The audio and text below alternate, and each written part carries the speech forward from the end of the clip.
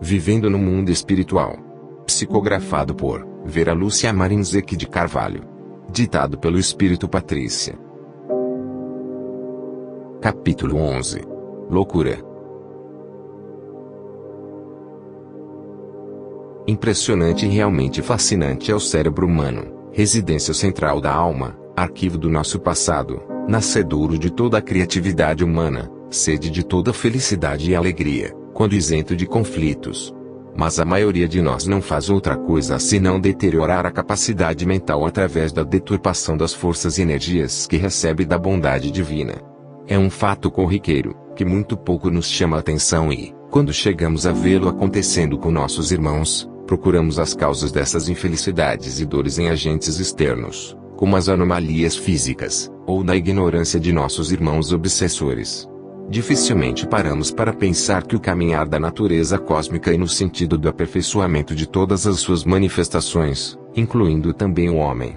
Mas quase nunca o homem olha para dentro de si e reconhece que é em si mesmo que reside a fonte de seus próprios males e infortúnios. Meditando sobre esses fatos, iniciei a aula teórica em que estudamos o cérebro humano. Vimos que o cérebro físico é idêntico ao perispiritual. Numa aula difícil, estudamos as partes do cérebro e seus respectivos nomes. Montamos um cérebro de plástico para termos a real ideia de como é formado. Impressionante e maravilhoso é o cérebro humano. Aprendemos os nomes complicados das doenças que o atingem e seus sintomas. Vimos filmes sobre doenças mentais e também sobre doentes. Estudamos e vimos a loucura sem a obsessão. O motivo por que a obsessão é a causa de muitas doenças e loucuras, estudaríamos posteriormente. As doenças mentais são quase todas de origem espiritual. Estão ligadas a um passado cheio de erros. Muitos doentes recordam total ou parcialmente, de forma confusa, existências anteriores e perturbam o cérebro, que, predisposto a adoecer pelas muitas maldades que fizeram, não consegue se equilibrar. Recordações do passado não prejudicam pessoas equilibradas e que já quitaram suas dívidas, ou o karma negativo. Tivemos uma aula interessante na qual aprendemos a nos concentrar em outras mentes e saber o que estão pensando ou o que está se passando. Aprendemos para ajudar. Só podemos ler com a permissão de quem estamos pesquisando, ou quando este está muito necessitado de ajuda. A mente perturbada é fácil de ler, porque seus pensamentos estão fixos em determinado assunto. Claro que só com estas aulas não iríamos sair lendo pensamentos. Mas era um início. Para desenvolver esse processo com perfeição, leva-se tempo e é necessário prática. Este estudo serviria apenas para ler os pensamentos dos doentes e ajudá-los. Temos que nos concentrar na mente do outro, e o que ele pensa, vem à nossa mente. No começo líamos de forma incerta, pedaços somente, depois com o treino fomos nos aperfeiçoando. De desencarnado para desencarnado é mais fácil. Depois aprendi a ler a mente dos encarnados. Mas só faço isso para uma ajuda, nunca por curiosidade. Depois, como já disse, a mente perturbada é mais fácil. Em doentes mentais os pensamentos são sempre muito confusos. Na aula prática, fomos ao hospital da colônia. Os doentes perturbados ficam no hospital em alas separadas. Dentro dessas alas ainda são isolados, dependendo de seu estado. Esses socorridos, é claro, não estavam obsedados, mas muitos tinham sido quando encarnados. Visitamos primeiramente os que se encontravam lá, em recuperação. A enfermaria é grande, com muitas janelas, leitos, cadeiras, algumas mesas com flores, quadros na parede e cortinas nas janelas. Era uma enfermaria feminina. As doentes usam roupas brancas, vestidos ou conjuntos de calças compridas e camisas. A primeira impressão que se tem é que estão bem, não têm dores, mas, em algumas, os olhos são um tanto parados, em outras, inquietos. Umas falam muito, outras são quietas. Receberam-nos bem, gostam de conversar e falar de seus problemas. Recebemos orientação e permissão para tentar pôr em prática o que aprendemos sobre a leitura da mente. Fomos até lá para conversar com as doentes, tentar ajudá-las com conselhos, dar passes e convidá-las a orar conosco. Fui conversar com uma mocinha que parecia estar com 15 anos, mas tinha 23. "Você quer me escutar mesmo?" interrogou-me. "Posso contar minha vida a você?" "Claro que pode. Fale o que quiser", respondi. Eu era uma boa moça, ou todos pensavam que era. Honesta e trabalhadeira, ajudava minha mãe, viúva, a costurar para as freguesas. Comportava-me um tanto estranha, maníaca, mas nada sério. Tinha 22 anos, não arrumava namorado e acabei apaixonada por um homem casado, passando a encontrar-me com ele às escondidas. Fiquei grávida. Ele não queria nada comigo, arrumou e pagou para que fizesse aborto. Temendo os comentários maldosos de minha mãe, fiz o aborto. Ninguém ficou sabendo, mas depois desse gesto fiquei doente. Tornei-me louca e fui internada num sanatório, onde desencarnei após um tratamento de choque. Sofri muito, fui perseguida por um espírito inimigo de outra existência. Esse espírito, tentando reconciliar-se, ia nascer como meu filho e eu abortei. Não me perdoou, o ódio voltou mais intenso e me perseguiu pelo umbral. Depois de algum tempo fui socorrida. Agora estou bem. Observando-a, vi que ela fora um espírito endividado que, na encarnação anterior a esta, muito errou, e, quando desencarnou, sofreu muito no umbral e acabou perturbada. Fez um tratamento e reencarnou. Na vida física, após novo erro com aborto, seu cérebro desarmonizou-se e o obsessor conseguiu deixá-la doente. Se não errasse nesta, não iria adoecer. Assim, vimos casos em que os obsessores esperam uma oportunidade, como novos erros e desequilíbrio sentimental, uma dor como a da desencarnação de entes queridos, que baixa a vibração, para poder atuar.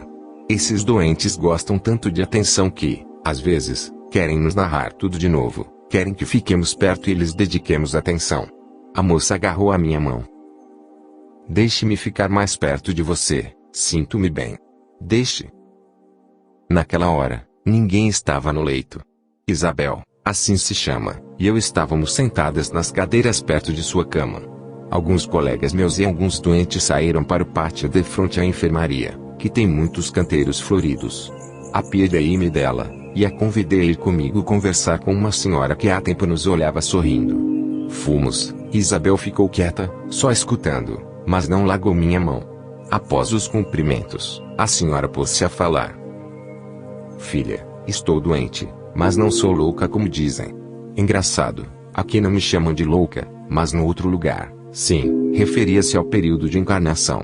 Sou uma baronesa, falo ninguém acredita. Tenho casa grande, bonita, empregados e escravos, mas moro nesta tapera feia, com pessoas que dizem ser meus parentes.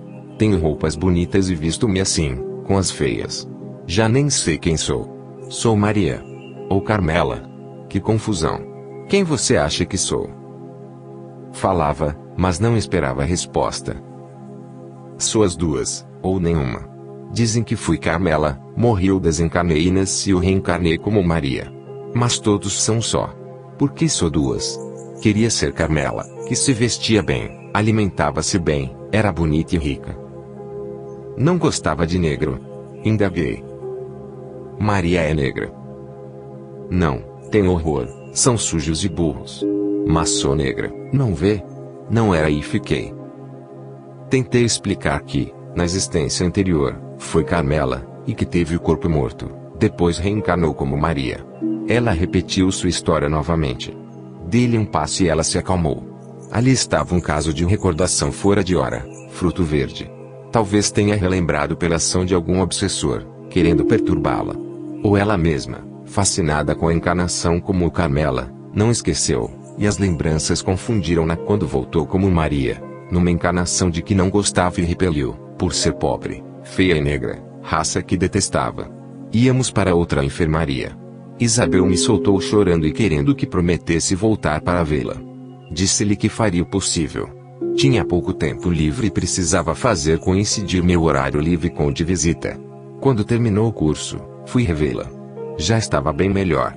Sorriu ao me ver, conversamos muito. Queria reencarnar, havia pedido, mas os instrutores disseram que ela tinha que ficar mais tempo no plano espiritual. Convidaram-na para estudar. Incentivei-a. Isabel é analfabeta. Falei da escola com carinho, ela ficou entusiasmada. Lá ela aprenderia o evangelho, a moral cristã, que muito bem lhe fariam. Essas enfermarias que vimos são de doentes que, encarnados, tiveram anomalias mentais. No plano espiritual há muitas enfermarias de doentes que, encarnados, foram sadios e, ao desencarnarem, perturbaram-se com o sofrimento ou remorso. Fomos a uma enfermaria masculina. Quando entramos, um senhor me olhou fixamente e disse: É você. Assustei-me, e Frederico foi até ele. Ela o quê? É linda. Zé me disse baixinho. Aí, Patrícia, fazendo sucesso até por aqui. Frederico ficou conversando com ele, que, enquanto estivemos lá, olhou muito para mim. Outro fato interessante aconteceu nessa enfermaria. Um doente confundiu Nair com outra pessoa que fora sua amiga. Pegou em sua mão e não soltava. Frederico e Raimundo tiveram de prostrá-lo com um passe para que largasse a mão dela. Fui conversar com um velhinho. Após os cumprimentos começou a falar. Fui um caçador, morava perto de uma pequena floresta. Atirava bem. Um dia, por acidente, matei um outro caçador. Temendo as consequências, coloquei a arma na mão dele como se ela tivesse disparado. Deu certo e o fato foi dado como acidente ou suicídio. Passados uns anos, minha filha queria casar com um sujeito mau, vagabundo e cínico, sem ninguém saber. Marquei uma caçada com ele, dizendo que era para conversarmos sossegados. Atirei nele e fiz como da outra vez. O acidente teve suspeitas, mas como não houve provas ficou por isso mesmo. Mas esse espírito me obsediou até que fiquei perturbado. Meus familiares diziam que estava caduco. Desencarnei e sofri muito. Já faz tempo que estou no hospital. Acabou de falar, abaixou a cabeça e ficou triste. Animei-o, depois sorriu para mim. Como é bom ter a consciência tranquila. Fui conversar com outro senhor que, logo depois de conversarmos um pouco, narrou sua história. Na encarnação anterior a esta, fui à guerra. Matei muitos homens e cometi maldades com os prisioneiros. Reencarnei em outro país, era pobre e trabalhador. Mas alguns inimigos me acharam e ficaram esperando uma oportunidade. Se eu cometesse algum erro ou baixasse minha vibração, iriam obsediar-me. Apaixonei-me por uma moça rica que nem sabia que eu existia. Criei coragem e confessei-lhe meu amor, mas ela riu de mim. Tomei veneno, só que não morri, fiquei mudo. Passado algum tempo, minha mãe desencarnou. Aí senti muito e perturbei-me. Acabei sendo um mudo bobo. Vivi anos assim, sozinho numa casinha, a pedir esmolas. Com o tempo os obsessores foram embora. Sei que foi minha mãe que fez com que eles me perdoassem. Desencarnei e fui socorrido, porque sofri resignado por muitos anos.